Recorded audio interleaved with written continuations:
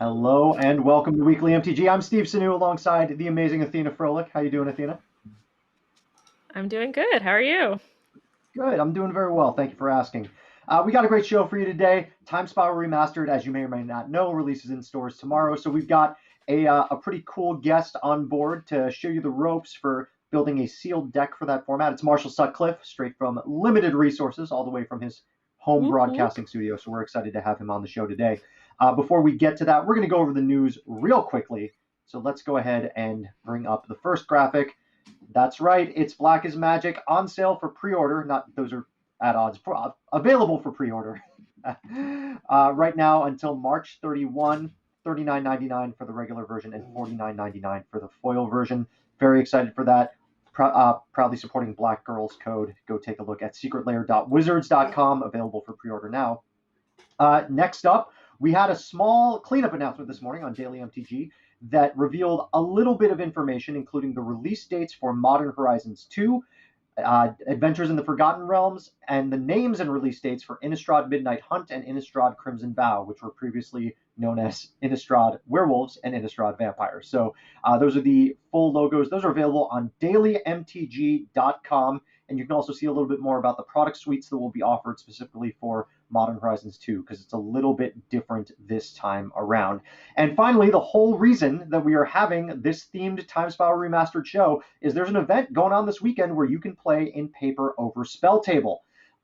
Channel Fireball is running a Time Spiral Remastered release party that starts on March 19th from 6 p.m. to March 20th at 9 p.m. You can pick up 6 draft boosters from your local game store, build a 40-card deck to battle in the event. You can check out more details on that with Channel Fireball. But that is the whole reason that we're here today, making sure that we can, get everybody back into the groove of building a sealed deck again. For me, certainly it's been a while since I've built a sealed deck, and certainly with the high level of complication Time Spiral Remastered, we wanted to bring in an expert. So we're happy to introduce our guest for today, the one and only Marshall Sutcliffe. Hey, everybody. Marshall, Thanks for having me on, Steve and Athena. It's nice to see you too. of course, man. Honestly, it's good to see anybody right now, right? It's just good to see anybody's face.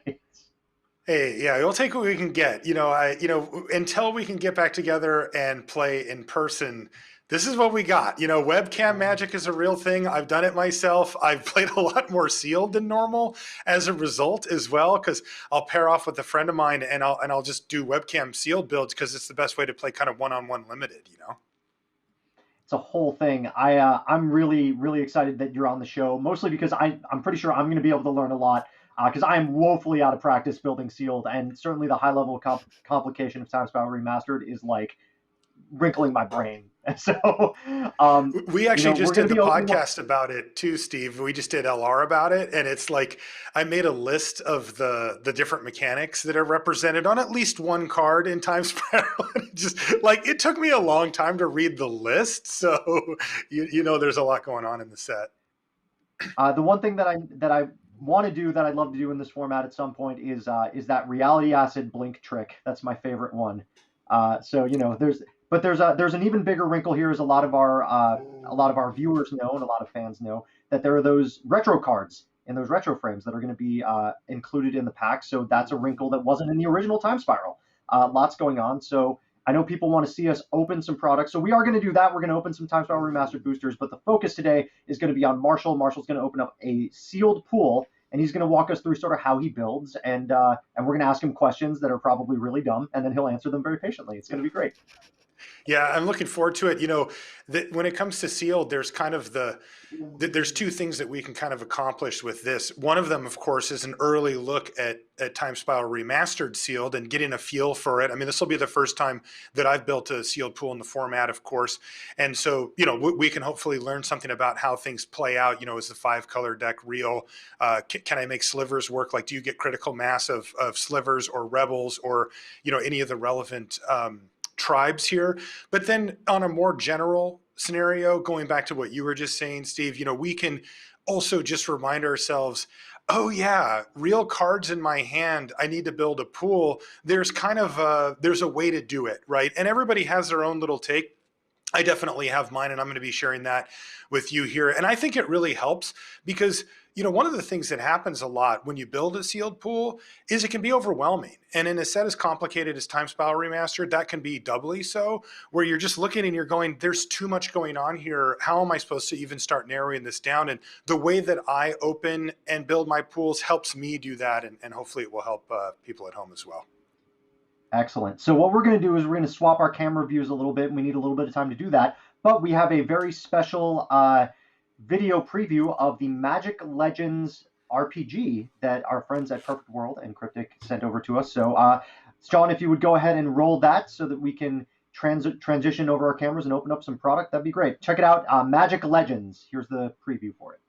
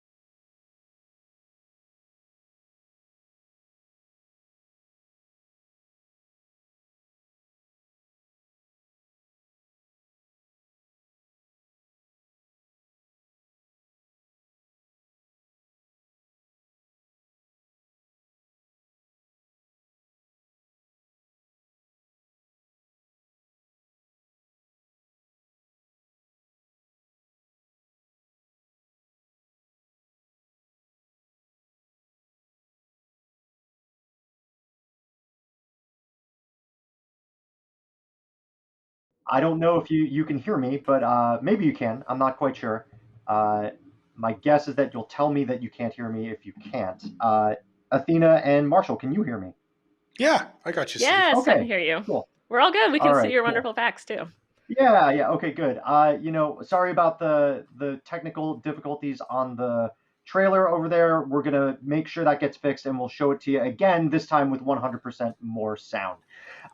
So I'm going to open up a pack here. I've set aside 6 packs, so hopefully while Marshall is opening up his pack, I can open up some of mine and sort of see what it is that we're looking at here and follow some of his axioms to make sure that we can build a sealed pool that's gonna sort of wreck during that event.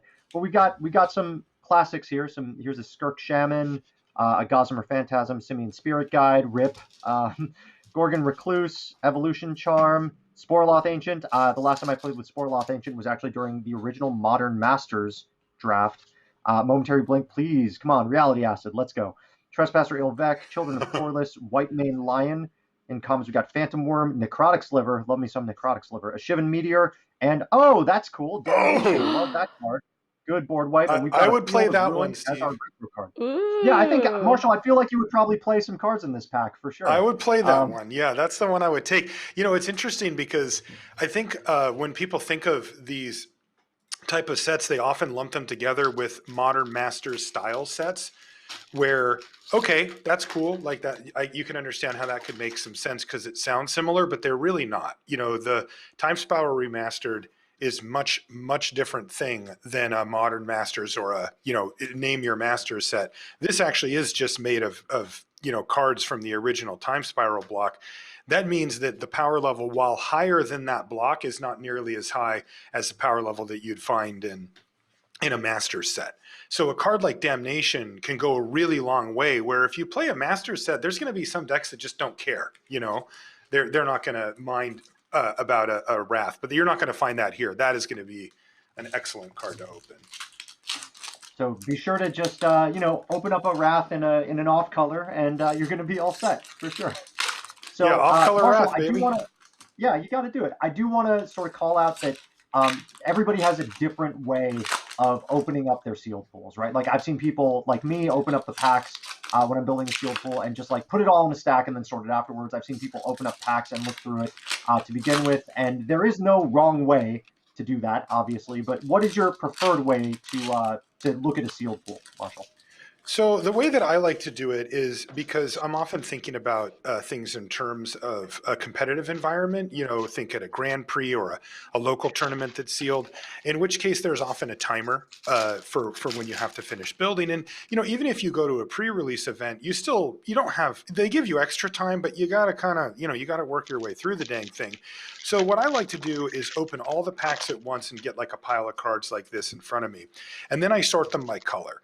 And this way, I can just get my first indication as to what's going on with my pool from the broadest possible perspective, which is, are my cards relatively equally distributed among the colors, or are they are they more concentrated on certain colors? And you might think that you'd rather have an even distribution, but you wouldn't. The best case scenario is that one color, hopefully the worst color, is whatever that color is in the format, is your color that you don't have very many of, because that gives you more hits on the more important cards, in the other colors, and those tend to produce the best sealed pools. Now, what I like to do is lay them out with. Oh, I got a crystal shard, you guys. Game. Oh, there we go. And Limited a Vesuvian All-Star crystal shapeshifter. card. Yeah, that's just absurd. Mm. So what I like to do though is I lay them out like this. So here's the colors, and then on the side I put my gold colorless, and then I'll put the lands up here if I get any lands to help me with fixing. And then what I do, and I'll show you this, of course. So here's a Terramorphic Expanse for fixing. Is I'll start to go through the piles and figure out. Oh, I got a Bonded Fetch. I love that card. Ooh, and a Vesuva. Good God. And a This pack is- Thragtusk. Let's go with Crystal Shard. Oh, I got an old school Thragtusk. I didn't even see it. Wow, you're fast, Let's buddy. go. So beautiful. You snap that thing off. By the way, whoever's idea it was to do these old frames, like promotion, big pat on the back, bonus, I don't know, whatever it is, but these are like the coolest looking cards. It's funny because if you would have told me, hey, we're going to print a set and it's going to have some number of cards in it with the old card frame, I would have been like, yeah, that's cool. Like, cool idea. Yeah, that'll work. I would have been like, thumbs up. Good job. That's neat.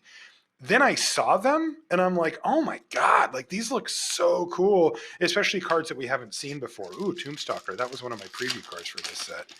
Yeah, And look at that. Good old The old Thraby baby in the old frame too. Oh, so sweet. Love that. That is dope. Yeah, this is, an Antuco Shaman. Okay, this pool's like actually looking kind of sweet. One other thing I'll do, by the way, as I get more comfortable with the sealed environment, given that this is my first one, I'm not in this format, I'm not going to be doing it. But if I see a card that I know is unplayable, that like given the overall card quality in the set, there is just no chance it will ever make the list, I will set it aside in its own pile. I don't want those kind of messing up my thought processes by having cards that I just know for sure aren't going to make it in. So that's another way. Again, the whole idea behind this process is to narrow down. You want to keep narrowing down, and getting down to first, what colors am I playing? And then which cards in those colors am I playing? And that's kind of the name of the game. So I How know about a this lot one, of people. Tysus? Ooh, love Tysus. I know a lot of people, myself included, do place a lot of emphasis on the rares that you get in different colors. The bombs that you tend to open in that slot. How much weight should you give to those versus a critical mass of like other cards in that color? You should start by considering your rares. They will often be the cards, by the way, speaking of not rares, Salt Blast, destroy target non-white permanent. So Sweet. good. I like that card. Boy, I got some sweet stuff here. They often will dictate how you end up doing overall. Wow, I got a foil Jaya Ballard too. This card's insane. That's pretty Anyway, cool. yes. So they do end up dictating for the most part how your pool will go. They are not the end all be all, but I wouldn't be afraid at all to take a look at my rares first. Now, here's one caveat though.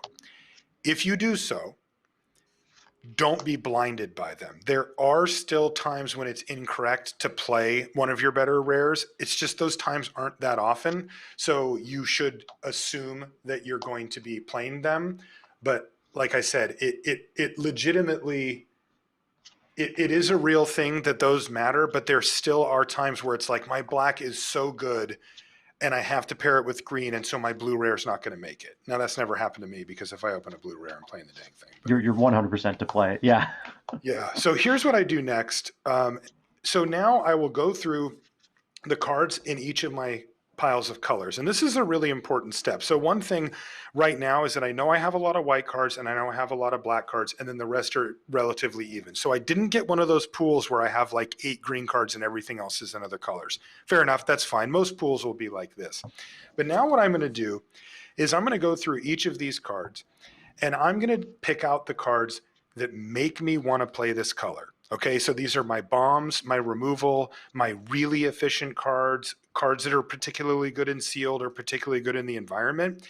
And I'm going to bring those to the front of the pack. Okay, and I set a pretty high bar for this. I'm not talking about like a good bread and butter common. I'm talking about like a uncommon that really makes you want to play the color.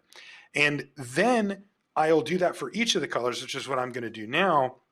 And by doing so, I accomplish 2 things. One, I go through all the cards, right? I mean, by doing this, I have to go through and actually look at each of the cards that I have. So that gets me just an idea of like, oh, wow, I've got a lot of rebels, or oh, wow, I've got a lot of red removal spells or something like that. And then, of course, the other thing it helps me do is figure out what colors I'm probably going to be playing. It isn't it's not 100% set in stone at this point when I do it, but it's pretty close. All right. All right. That. So as you're going through blue, what are you seeing that's jumping out to you? So I'm seeing Cryptic Annelid, which is a really great card for the blink strategy. When it enters the battlefield, you scry 1, then scry 2, then scry 3, and it's a 1/4 for 4. So this is a type of card that you can build around in a kind of synergistic way if you can get it to come into the battlefield a few times. And then Vesuvian Shapeshifter, which is, you know, a near bomb level card. It's basically a morph clone, which is fantastic. Now there's some other decent stuff here. Like I really like Looter Ilkor, for example, but I'm not going to put that, same thing with Bonded Fetch. I'm not going to quite put that up on the list of, you know, I need to play this color for these reasons. So blue, a little light. A little bit light on blue here. Which one is Rough and Tumble? 2 damage to each creature without flying, 6 damage to each creature with flying. Wow, It's that the one seems that's like not boom bust. Yeah. bomb. Yeah, it's not boom bust, but Tumble is 6 mana to each creature with flying. Yeah, okay, that's nothing. Yeah, that's not good. TBR in old frame is kind of cool, but not what I want. Reiterate, probably too much. Dead Gone's worth considering. This is just offensive, by the way. Needle Peak Spider, like, come on. Why are you here? Why are you a red spider? Because no, it was Time Reckless Spiral, man. Worm. That's why. I know. Time Spiral just gets me every time. Decent amount of slivers. Gathan Raiders definitely is going to go in my I'm going to play it no matter what pile. And interestingly, Gathan Raiders is actually a card that I could put over here with my colorless cards. Oh, sure. Because it's effectively colorless if you do want to play it. So I have Reckless Worm and Dead and Gone here as kind of my, these are extra good type cards in red. Again, pretty light. Like, yeah, fine. You know, no bombs, that's for sure. All right, so here's Strangling Soot. So this one's going to go right to the front. This is the type of card that you can build around as well. I got an Assassinate. Tendrils, interesting. Stinkweed Imp. There's a Tysis. Tysis for sure, yeah. Trespasser. This card's excellent as well, Gorgon Recluse, but probably not on that same level as Strangling Soot and even Tysis. Cutthroat, no. Which one is that actually? Yeah, no. Rats, no. Grave Scrabbler is actually pretty good. There, I might actually have a Madness deck here somewhere. I've got this Reckless Worm, and I've got the Grave Scrabbler, and even Tombstalker works with it too. Yeah. Because Yeah. you just fill up your yard. Which one is this? Whenever you cast a creature spell, sacrifice it? Yeah, I don't think so. All right, there's Blight Speaker. Blight Speaker for the rebels if it's right, deck, right. So this is what I mean. Yeah. Like, I'm not necessarily going to put this in that I'm going to play it no matter what pile, but that's one a little check mark in my head. And like when I get to white, you know, if I have the Amru Scout, which is the white version of Blight Speaker, then I'm like, okay, maybe I'm going to end up playing that. Okay, that card's fine. Another one of those and that. Okay, so decent and some good removal there, so that's promising. Now, in most sets, and I assume this one as well, when I get to green, I'm also keeping an eye out for my mana fixing because that could be a game changer as well. Croson Grip, Edge of Autumn. What does this do again? If you control 4 or fewer land, search your library for a basic land permanent, and you can cycle it. Oh, that's pretty cool. Here's search for tomorrow. So I do have fixing already. Phantom Worm's actually a pain. I have Nantuko Shaman ×2. So those could be sideboard, or I could main deck them. Thragtusk is definitely the type of card that goes in this top pile. Gemhide Sliver also is the type of card that I would put there because it's such a great enabler. You don't even have to be in slivers. You can just play this card to make different colors of any mana that you need and act as a ramp and mana fixing card. I have a lot of fixing here. Marshall, 2 Evolution Charms and a Green Seeker. Is there any consideration in this set because the slivers are not they enable slivers on both sides of the table, right? So a card like Gemhide Sliver, yeah, it's definitely going to benefit you. Is there any consideration to running it versus not running it in a limited format where it'll enable your opponent's slivers too? Yeah, for sure, especially out of the sideboard. You know, if you're running a sliver just as a one of, and your opponent's running full on slivers, you know, you might want to consider just keeping that one sliver in because you could be setting yourself up for some real pain if you're hooking up your opponent's entire team while only giving one of your creatures the ability. Okay, here's some more slivers. This is the absorb one. That one's actually a real pain. Even Riftwatcher's so much pretty math good. You have to do with that one. Yeah. Yes, and that math usually ends up poorly for the opponent, and oftentimes they forget too. Like that actually happens a lot. Okay, so there's an Amaru Scout, so that's something I'm going to keep in mind for sure. This one's interesting as well. Celestial Crusader, 2/2 Flash Flyer for 4. It also has split second. Other white creatures get +1/+1. So this is just all of them. So something to keep in mind. And there's another Riftwatcher. Cavalry's decent. Another one of those. I actually have 2 Pallid Mycoderms as well.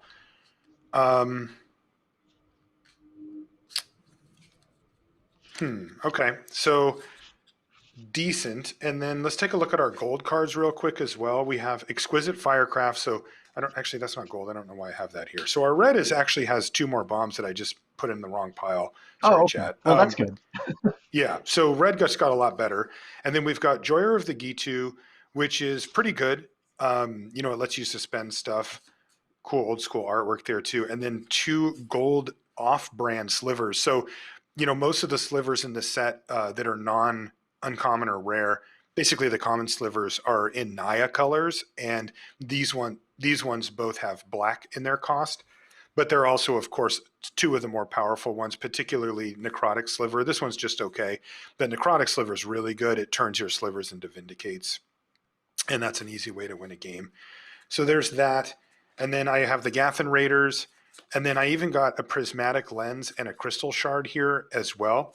So what I'm thinking here, in my mind, the thing that stood out to me the most from this was 2 things. One, my white-black looks like there's a deck there. I have 1 each of the rebels that search out other rebels. So if I have enough stuff to get with them, that could be very strong. But the thing that even sticks out more to me is this green pile here. I've got Gemhide Sliver. Thragtusk is just great, but I have Search for Tomorrow, Edge of Autumn, and then I also got Evolution Charm and Green Seeker and another Evolution Charm. So this can let me basically play any colors I want. I can have a green base, probably green-red, but I can like splash for Strangling Soot. I can probably get Vesuvian Shapeshifter in here, right? I can splash around. Now this would probably preclude me playing the rebels that I've got, but that's okay. So what I think I would do here if I was building my deck is I would build 2 preliminary builds. One of them would be white-black rebels and just see how many rebels I have that I can even search up. And then the other one would be a green-red based deck that splashed around a lot. And if I'm honest, I'm pretty sure I'm going to play green-red because it looks way more fun. And I want to kind of push the limits on the mana. When I try out a new format, I'm rarely conservative. I usually just go in all the way. I'm just like, yeah, let's just try out everything and see what happens. So I'm going to throw together this rebel builds real quick, and then we'll do the green-red deck, green-red and other colors. So you mentioned that this is obviously a new format, right? Like it's similar to Time Spiral Block originally, but not necessarily 1-to-1 with it. There's a lot going on there. Did Hmm. you play in the original Time Spiral block, Marshall? No, that was the last set to come out before I started playing again. The when I came back was during Shadowmoor, Eventide, the Lorwyn block. And the first pre-release that I went to was Shards of Alara.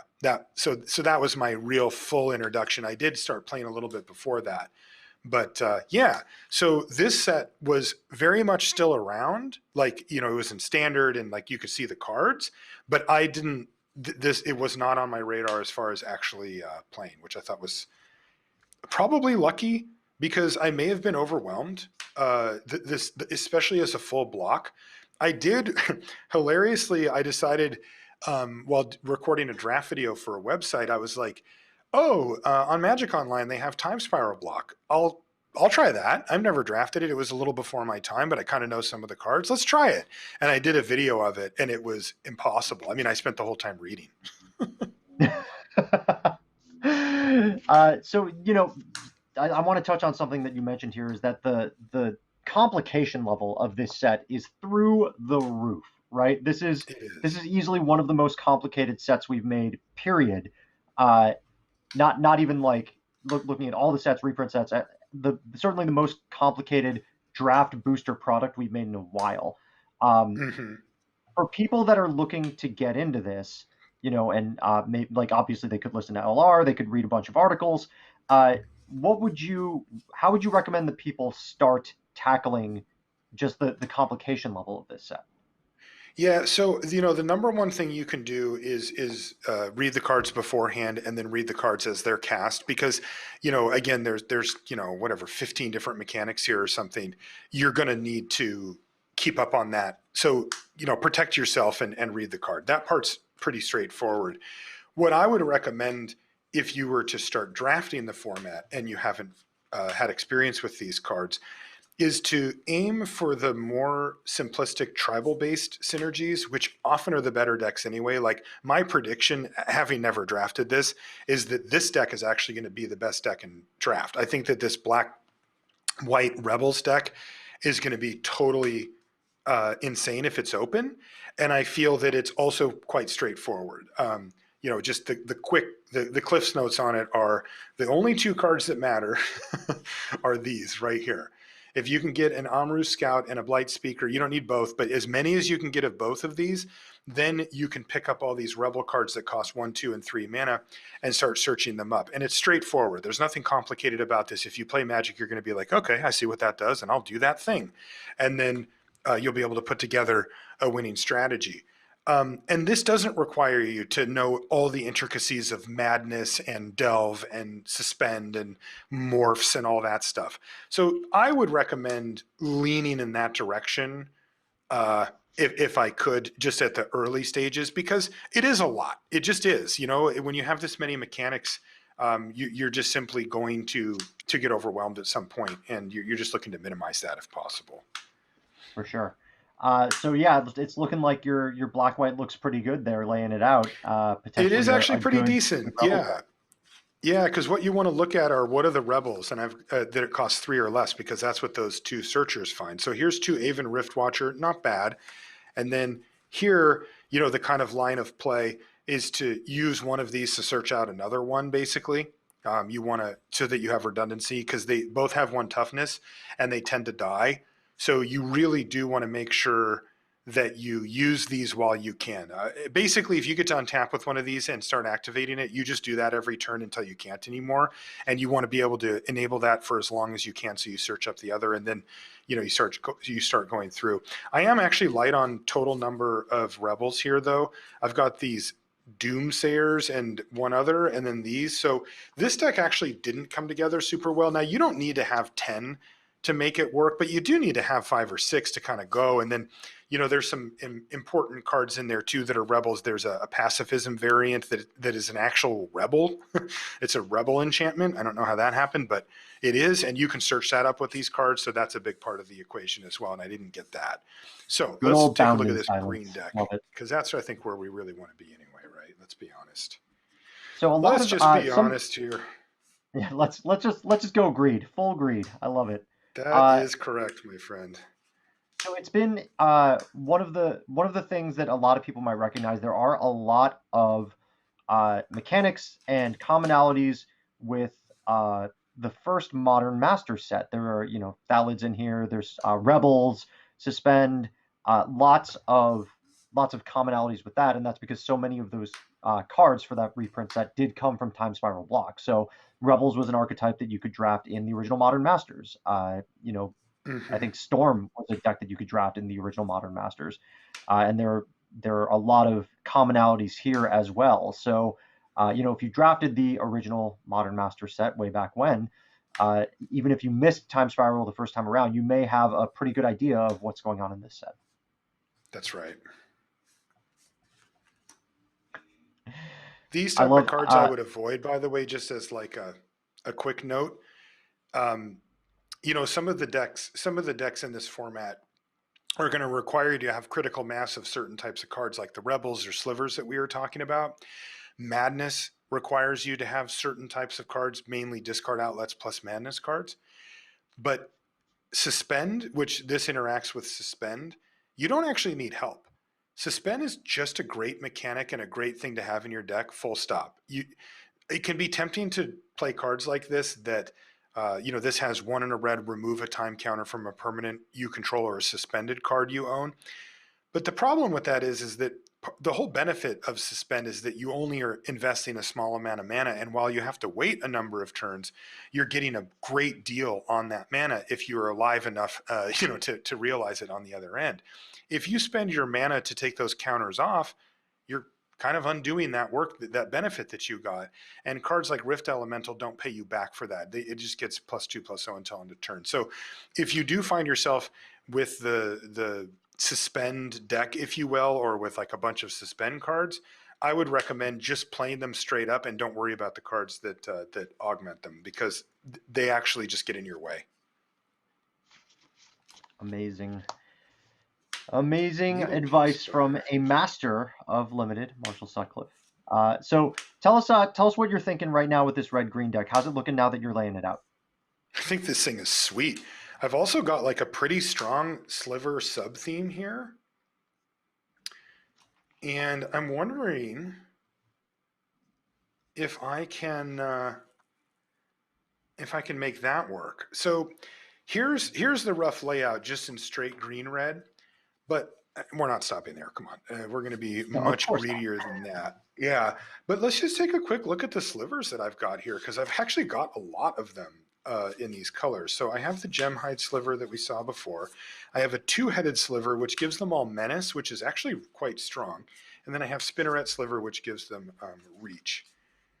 So there's three there. Ooh. And then here I've got Honing Sliver, which gives them sliver cycling. So it lets the ones that are in your hand search up other slivers to get. So that's kind of cool.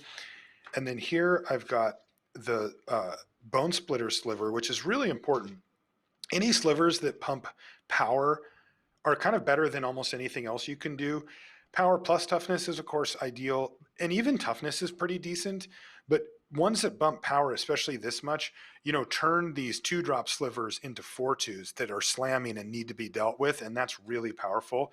Particularly because if you can curve slivers into this and then play it, it feels like you're giving them haste, or giving that ability haste, because you can attack with those creatures now. So that's really good. I've got the Thragfather, the Moo Cow, so that's nice. Reckless Worm's pretty good. And then here I've got Battering Sliver. So this is a 6-mana 4/4 sliver that gives them all trample. Not great. You'd prefer something else, but whatever. And then I've even got some like combat tricks. I can run Temur Battle Rage here, and I can use cards like Exquisite Firecraft or Dead Gone to bounce creatures or kill creatures to get them out of the way and get in there. Now, if I was going to splash, which I am, Of then course. I would run definitely the Shapeshifter. Remember, this is a morph card as well. So in my worst case scenario where I don't have a blue mana in sight, I can just play it as a 3/3 face down, or excuse me, a 2/2 face down for 3. So that's not too bad. I really like Looter Illicore, but you kind of need it to come down at the right time. Bonded Fetch is tempting too, but I probably wouldn't run it on a splash. So I've got those, and then I've got this black removal spells here that look like it was worth it. I don't think I want Tombstalker. And the madness on Gorgon Recluse and the cost is both double black, so they're not really splashable. So I won't be doing that. But I've got some stuff here. I really want to splash for Thraben Inspector, but I'm just not quite that much of a degenerate, so I'm not going to do it. Not quite, but you could definitely splash for the suspend Tysus card. Yes, I am And really close though. Yeah, and I'm not yeah. splashing it. I'm just paying. You're just gonna cast it. Yeah, It's time. Yeah. triple black. What's the problem? I don't see any issue. I'll have my Gemhide sliver with some slivers and just be like, Tysus, taste it. That sounds really sweet. Yeah, that's maybe a little ambitious. Okay, so this is what I would be looking at, roughly speaking, then. And then, as I mentioned before, I've got the Terramorphic Expanse to do it. So now the next stage is fine tuning, right? Like, Right. do I want to get this Necrotic Sliver in here? Probably. I don't know. It's a With double the number of splash. So slivers you maybe have not. seems pretty good. Yeah. Yep, I'm definitely running Gathan Raiders, and I'm definitely running Crystal Shard, and I'm definitely running Prismatic Lens. Do I run Joyra? Exile an online card from your hand, put 4 time counters on it. If it doesn't have something to gain suspend. Nah, I don't think so. And then I can sacrifice slivers to get 3 life, but on a splash? Nah, I don't think so either on that one. So roughly speaking, this is what things would look like. So now what do I need to do? Well, I need to narrow this down, right? This is far too many cards. Let's do a quick count here just to see. So that's 7, 10, 13, 16, 19, 21. We don't count the Terramorphic Expanse. There's 26 plus another 5, 31. Plus 2 more is 33. So, we've got 10 cards too many here. But this is where, the real fine tuning starts to come in. What are the cards I need? What can I do without? What can I leave in the sideboard and bring in, out of the board? What types of things do I have too much of? What do I, it's hard to have too much removal, but you can definitely have too many creatures or creatures that don't do a whole lot, that kind of thing. A quick cut would be Krosan Grip. Fine magic card, maybe even main deckable in the format. I don't know yet, but I've got at least 2, or at most 2 Nantuko Shaman. One of them's going to make the cut, so I don't need to have redundancy there, for example. Another thing that I'm noticing here, right, is that card like Temur Battle Rage, yeah, it's pretty powerful, but this deck isn't really going to be like Curve Out Beatdown, so I'm not going to run that in my deck, for example.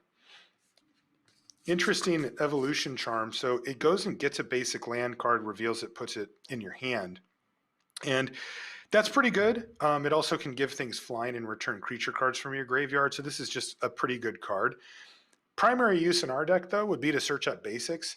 And it gets a little tricky because if they cost 1 mana, you can cheat a little bit and substitute one of these in for a land, because it's like you're never keeping a hand that doesn't have at least 1 land in it. And you can take a little extra time to get that land in most formats.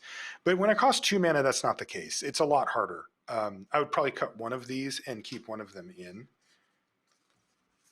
Prismatic Lens is like the best card in our whole deck, probably. Oh, for sure. If you're splashing that many colors, you want a Prismatic Lens for sure. Totally. I think I can cut Mog War Marshal. It's a fine card, and it's aptly named. In fact, it's named after me, if you didn't know that. It's not actually true, but I don't think I need, it's quite strong. It's just a good card, but I don't think I need it. I don't think I want Battery and Sliver. What does this worm do again? Oh yeah, this thing's such a pain. It has 4 counters on it, so it's a 6/4. But if damage would be dealt to it, you prevent the damage and you remove a counter from it. It just chews through everything. It's a Phantom Crawworm. It's a Phantom Crawworm. Yeah. It's so good. That's right. It is. It's a Phantom Crawworm. Exactly. See, that's the thing, right? Is this whole block is made of jokes like that. You get it? It's Crawworm, but it's, right? And it's oh, okay, I see what they did. But a lot of people don't. And it can be hard to keep up with it for sure. So while Marshall is sort of organizing his pile, let's cut to Athena. I see that you've been building a little bit on your end. Any insight into what you were thinking about for your pool? Oh, so I do a similar thing where I sort the cards. Typically, I let for sealed, your most powerful cards are going to be your rares. So I just kind of let that dictate it. In my case, my rares, I got multiples of a rare. I got 2 of these legendary zombie dude, which I wasn't really feeling because I think my blue is pretty weak. And I had a ton of white removal. And so if your rares aren't good, I recommend you just go with whatever your removal is telling you to do, in which case it was white. I had some gold cards that were green-white, so that's where I looked first. Kind of put together a sliver package. My curve is very low. Like it basically tops out at 3. I have 2 cards that are above 3 mana. I don't know if this is actually good, but I think it would be fun to try out. And since you don't really know what the speed of the format is the first time you go and play it, I think that you can be open to experimentation.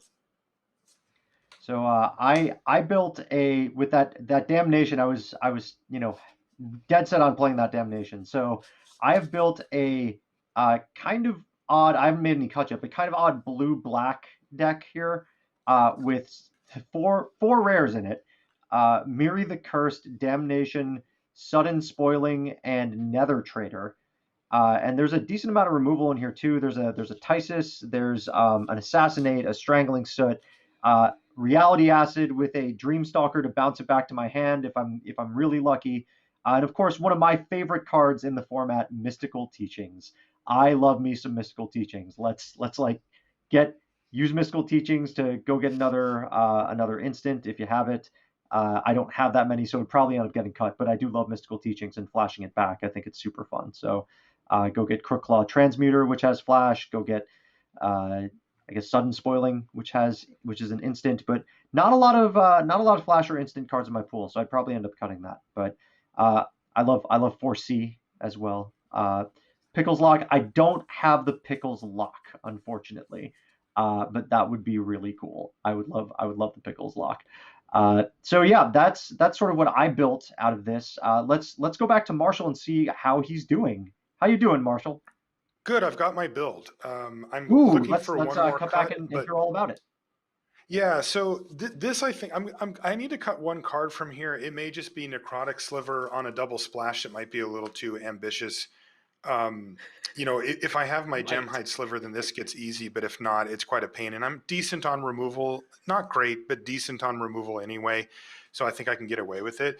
So this, I think, gives me the best combination of a solid enough mana base with a good curve of primarily red and green, so that I'm not really pushing things too far, but also with really good mana. I mean, I have Search for Tomorrow, Edge of Autumn, even Greenseeker can search me up some stuff. But if you look at the core, like when you look at decks, like you should look at in limited, for the most part, you should look at the creature curves, right? Because that's what's kind of going to dictate most things. And if you look at mine, it's really nice, right? It's all red and green. Even the Shapeshifter comes down, for colorless in many scenarios. And I don't think I'll have a problem curving out with this deck and just sort of putting down, some number of powerful cards.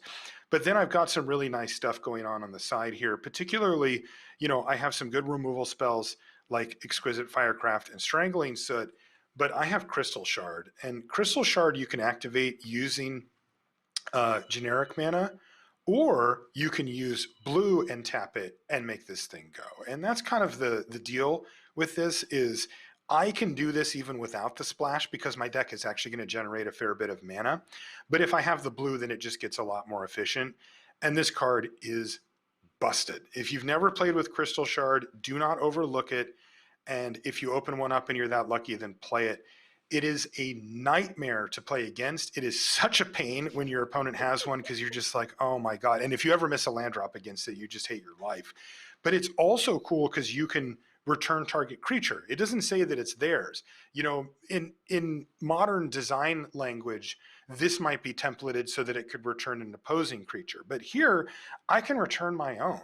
And that gives me all types of cool stuff that I can do, right? I can return Thragtusk to my hand. Have you ever had Crystal Shard and Thragtusk going at the same time? Yes, because I'm a cube player and I love Crystal Shard and Thragtusk. Oh, It is no. amazing. Right. Because there's a key here, is that Thragtusk doesn't say when it dies, right? That's the key. It says when it leaves the battlefield, you get the moo cow left over, right? Well, I can set that up all day. And the fact that when it ETBs, I gain 5 life means that there's no way you're ever going to erase that. So what ends up happening is you just set up this loop that is just disgusting. And then what they end up having to do is disrupt it by using removal spell on your Thragtusk, which they never want to do anyway because it leaves behind the 3/3. So that's an awesome combo that I can do. Other stuff you can do is, like, I could play a Vesuvian Shapeshifter. I could copy something cool kind of in the early mid game, and then I could return it to my hand later, remorph it, and then flip it back up again to copy something better. Like I could, upgrade it. Of course, you can also Like use it to Thragtusk, just for save your example. creatures. Like a Thragtusk, for example. Good. I like the way you think. Phantom Worm, right? This thing says if damage would be dealt to it, prevent the damage and remove a counter. And since it has 0 toughness natively, what that means is that when the last counter goes, it dies. But I can just Crystal Shard it before that happens, recast it, all the counters are back, and if I'm playing any type of deck with a ground game, they're just in a nightmare scenario. So there's a whole lot you can do, and that's just focusing on my side of the board. You can also just use Crystal Shard to say, hey, bounce that thing, or you have to pay, and if they miss any mana, if they can't pay the mana, if they're trying to curve out, then they just start falling further and further behind. And for my mana fixing, like I mentioned, the Edge of Autumn, the Search for Tomorrow, the Green Seeker, the Gemhide Sliver, the Prismatic Lens, the Evolution Charm, and I have a Terramorphic Expanse as well. And if I do decide to stick with the cut on the Necrotic Sliver, which I think I will keep it out, then my splash actually gets quite easy. It's a little bit of black and a little bit of blue, and the rest is just solid in red and green.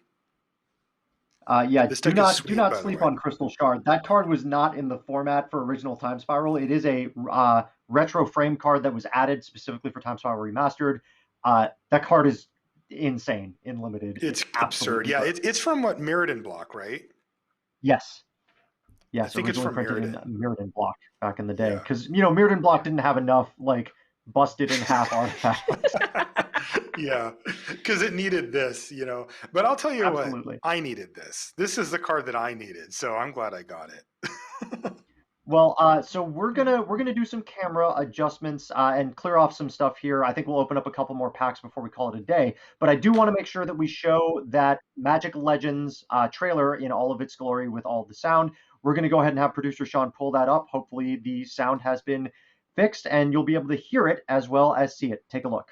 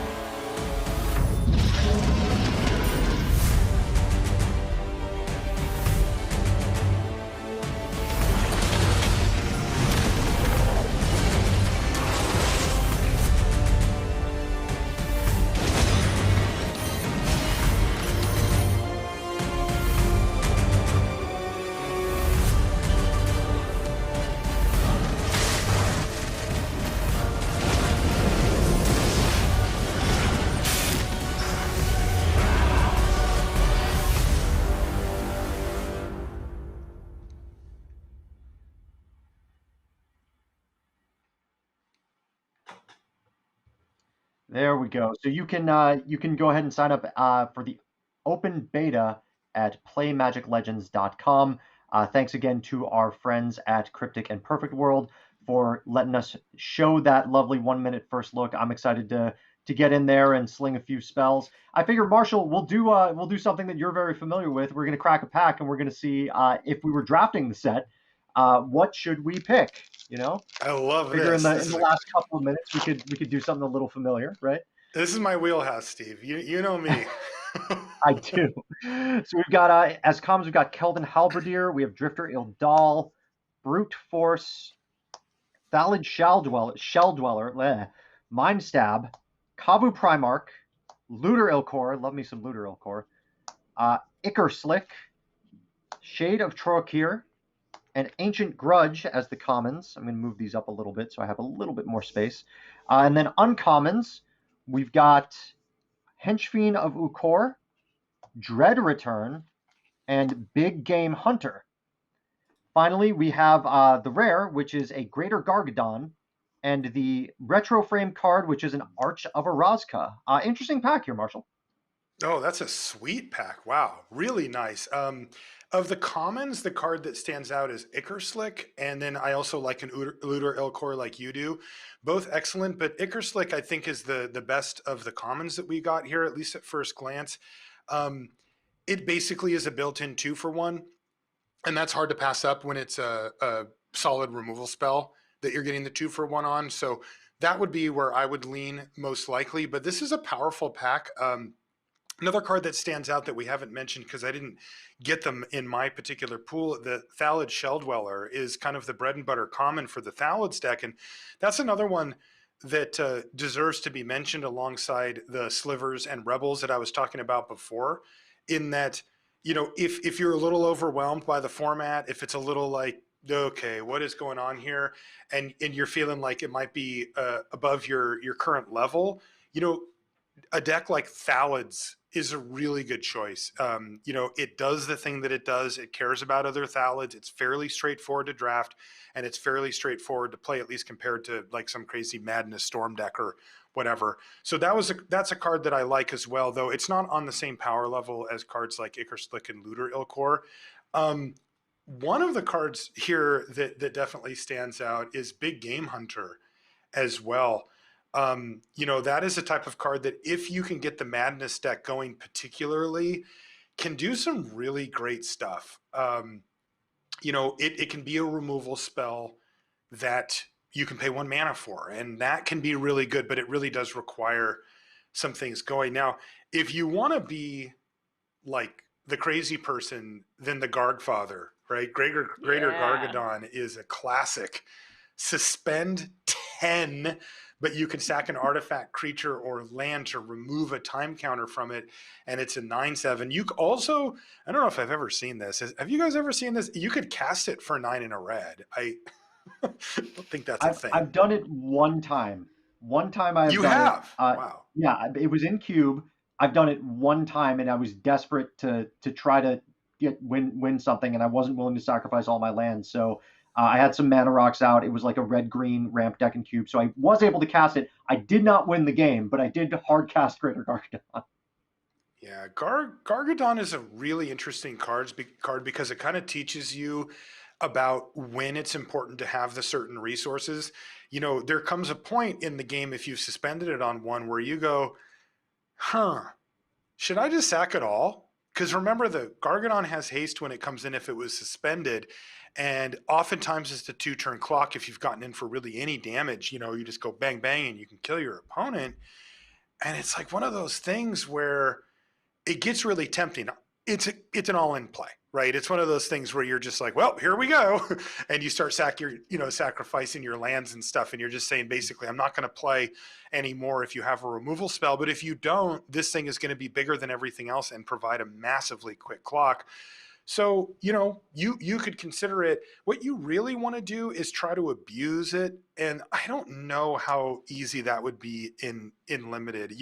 One thing that comes to mind is you can sacrifice a creature, right? So if you had the ability to, say, steal an opponent's creature from a threaten effect, act of treason type card for the turn and then sacrifice it, this could be a really good sacrifice outlet for it.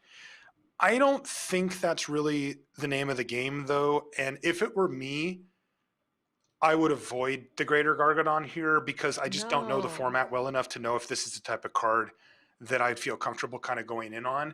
And I would probably go towards like an Ikerslick myself. Boring. Not That's fine to go for it, because then if you lose, you can be like, I wasn't familiar. There was one situation in which I would take the Greater Gargadon, and that is if I already had a Mythic in the set, and that Mythic is Restore Balance. If I had Restore Balance, I would 100% snap up the Gargadon, because you know what feels great? Getting that Gargadon into play and sacking all of your lands and all of your other permanents to get that Gargadon into play with Restore Balance on the stack. So yes, that is the one situation in which I'd probably take it.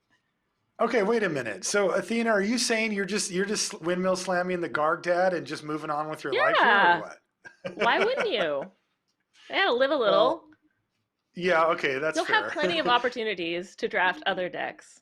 You never know when the next time you'll be able to first pick a Greater Gargadon is.